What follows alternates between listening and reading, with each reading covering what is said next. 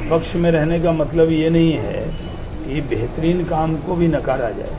ठीक है, बाढ़ तो आपदा होती है, आपदा में बहुत सारे संकट होते हैं, लेकिन मुख्यमंत्री खुद ही एक एक चीज़ को मॉनिटर कर रहे हैं।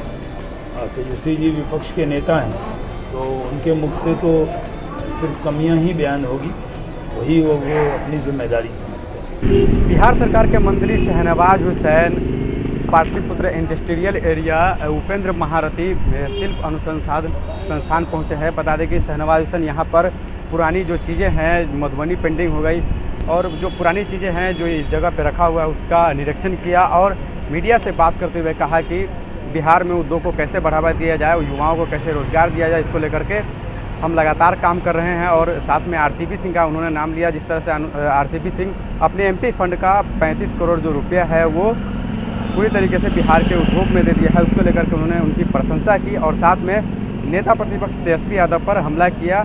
इन दिनों नेता प्रतिपक्ष तेजस्वी यादव बाढ़ प्रभावित इलाकों का जायजा ले रहे हैं, उसको लेकर के शहनवाज हुसैन ने कहा कि बाढ़ प्रभावित इलाके का जायजा ले रहे हैं, ये सही बात है, लेकिन नीतीश कुमार भी बहुत बढ़िया काम कर रहे हैं। तेजस्वी यादव विपक्ष के नेता है, तो उनका काम है सरकार के कामों का आलोचना करना, सही कामों का भी प्रशंसा करनी चाहिए। क्या कुछ कह रहे हैं शहनवाज हुसैन, पहले आप सुने।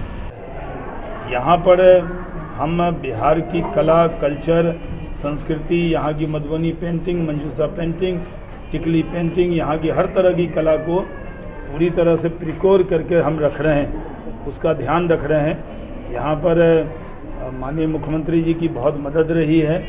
आरसीपी सिंह जी ने यहाँ अपना पूरा एमपी फंड 30 करोड़ के करीब राशि जो है वो बिल्डिंग के लिए दी है। मैं उनका शुक्रिया अदा करता हूँ।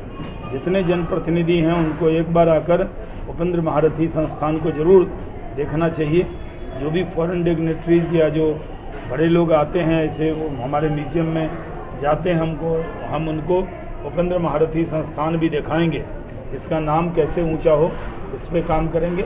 मैं क्योंकि कोविड का दौर था तो मंत्री बनने के बाद मैं पहली बार यहाँ पर आया, तो यहाँ जो बच्चे बच्चियाँ हैं वो भी उत्साहित होकर आ गए हैं। लेकिन इसको और ऊंचे स्थान पर ले जाएंगे। आज भी इसका स्थान पूरे देश में बहुत ऊंचा है, यहाँ की कला का, उसको और आगे बढ़ाएं। सर, कलाकृतियों को उद्योग विभाग के माध्यम से आगे बढ़ाने को लेकर उद्योग विभाग में जहाँ बड़े उद्योग हैं वहाँ हैंडलूम भी है, खादी भी है, उपेंद्र महारथी संस्थान भी है, हैंडलूम भी है, हैंडीक्राफ्ट भी है।